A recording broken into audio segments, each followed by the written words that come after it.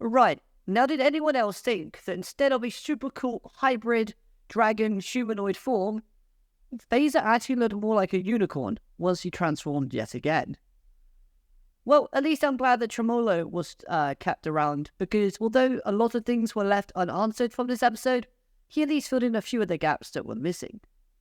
Hello everyone and welcome to Dueling with Downton, and today we're talking all things episode 64 of the Yugioh Go Rush anime series, the finale of the first arc of season 2. And honestly, I thought this episode was rather average. There were some really good highlights throughout this episode, but there are also other aspects that just felt rushed/missing. Like we needed another episode or two. So let's dive in and let's talk about everything that we need to unpack. So throughout this episode, we got given a few pieces of information that helped to clear up the foreshadowing segments from previous episodes, as well as some examples of things that were unfolding within the episode itself. For example, the reason why Dragon Phaser went berserk was because he found out that that's what he is/truly became. Because in the previous time that we presume he transformed, he never remembered this. And this was the events that followed at Mutsuba Mansion. And honestly, you can't really blame him for lashing out, because when you hate something as much as Phaser projected that he hated aliens, only to then realize that you are the thing that you hate, it makes sense as to why Phaser reacted the way that he did. It doesn't really fit, but the phrase when I first thought about this came to mind was, you either die a hero or live long enough to see yourself become the villain. And in Phaser's kind of twisted up mindset, I guess that's what he was thinking he had become. Because to him, aliens were the villains. Now, the reason as to why Phaser hated aliens, I thought was really weak and poorly explained. So, Tremolo as a child was scared of aliens, and thus the promise Phaser to always protect his younger brother was born. And over the times, this feeling of wanting to protect his brother got twisted and distorted, thus becoming hatred. But what really bugged me about this was the presentation. If we had gotten to see a very traumatizing event that showed why Tremolo is so scared of aliens, then that would have created a more justifiable reason for Phaser to be so protective. And I get it, in Yu-Gi-Oh, the older brother always has to protect his younger brother. We hark back to the original Yu-Gi-Oh with Kaiba and Mokuba. Now, it could have been the continuous arrival of these aliens that increased the task of keeping aliens away from Tremolo, that twisted Phaser's feelings. But again, this wasn't shown nor directly stated by Phaser himself. We did, however, learn that the Ryugu brothers created MIK. Now, this does help to explain why there is no MIK in Yu-Gi-Oh! 7s in the future, because there's no family with that Ryugu name that is present. Thus, it's safe to assume that this family just kind of faded into the timeline, and as a result, so too did MIK. Now, the main issue with this episode suffers from a timing standpoint, as it really should have been given either as an earlier episode, as in episode 12, not 13, or we should have done away with a 13 episode per arc rule and lessened the amount of filler/downtime episodes that we get between arcs.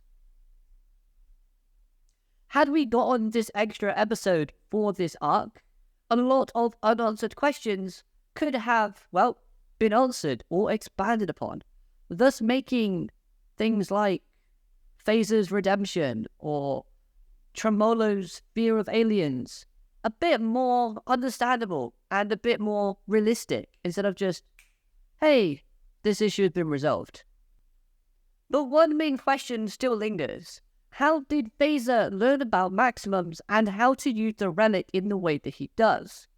Well, hopefully that's something that gets explained on moving forward, seeing as our heroes are going to be studying the relic in the next episode. And another thing I do kind of want to learn more about are the cuties that clearly are connected to Tremolo's maximum. Because why show them if they're not going to be more important moving forward? Now, the twist with the dragon fossil being in a mountain, I thought was, okay, whatever, I guess. But my main question for that is, why did Yudias' attack do physical damage to a solid object outside of Dueling, as we didn't see Yudias activating Danamu's power in where he can turn monsters into real life with their abilities. Or, as a really wild, wacky guess, did we see a darker glimpse of Yudias' personality, in where he really wanted to hurt Phaser and get a little bit of sneaky revenge, and that's why he activated it off camera? Probably not, because Yudias is way too kind for his own good. Now, in terms of Phaser's character, the last thing I do want to say is that he was always going to be redeemed, but I wished he had done his redemption over a longer period of time, as this whole 180 in going from hating aliens with a passion to not hating them, thanks to the true purpose of the fossils created from their ancestors, just felt really rushed, easy, and too quick. However, this redemption could leak into a slight theory that I'll be getting into some more detail in another video, but I'm going to touch upon it here right now, because it's time to talk about cool things that happened within this episode. Firstly, did you notice that when showcasing the cards of our heroes as cats upon Phaser's defeat, we see 4 cards not revealed? 3 of those cards are most likely the 3 cuties used for Tremolo's maximum, but there's a 4th. And we're left wondering, who could that be? But then shortly after this, we do see a dark aura pulsating. So could this be the 4th card, thus the next antagonist? An antagonist has been trapped in the cat/card world for so long that has managed to gain more power. Or, better yet, could it not mean anything, but this dark aura could be Earthdemar, and is none others than Phaser's Earthdemar that holds that hatred, holds that darkness that we suddenly see Phaser without after he loses and learns the truth. Another awesome thing that we get to see from this episode was a lot of Transamu Rainic card support. And the Transamu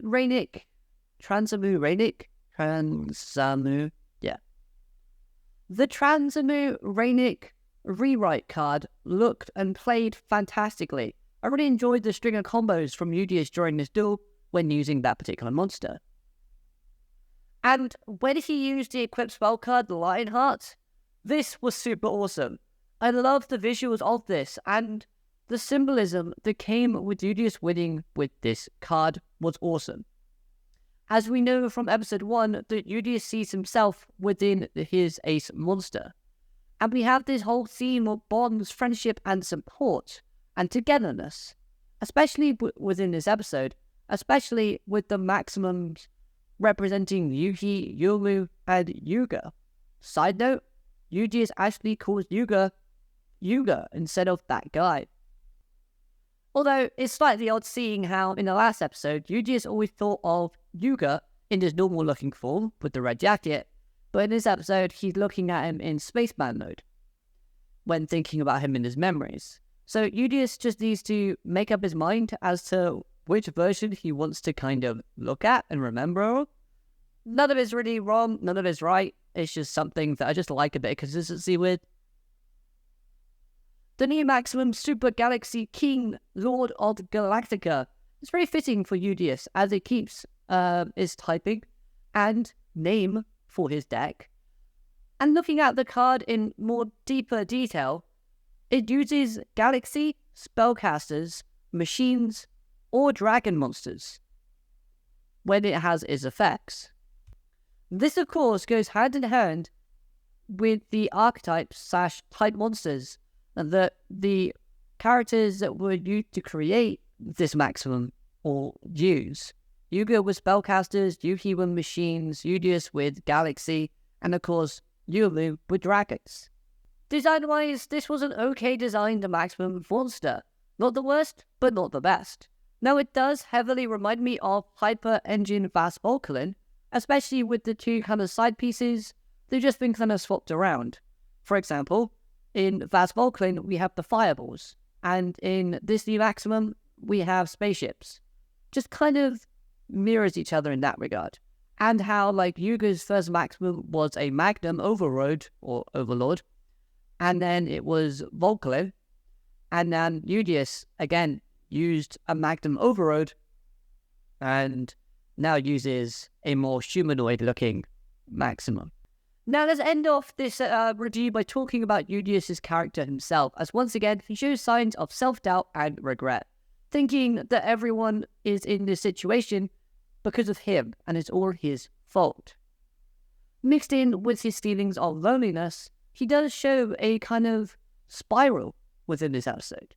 But this segment does help to re-showcase Yudias' human side, which is a big contrast between himself and Phaser's warped vision of all aliens being heartless monsters. This part of the segment did also help to re-establish how far Yugioh had developed and come within the series after kind of fitting into his supportive role quite nicely. He still gives off that sort of badass vibe while giving his advice to Yudias, but at the same time, I kind of like it. So overall, I thought this episode was okay.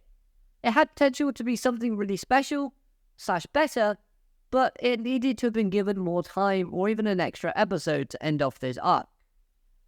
At least the kind of scroll that Monabu stole to become a traitor to MRK ended up being important / useful in the end, because Shuha didn't eat the brothers instead of just munching on the scroll that was made.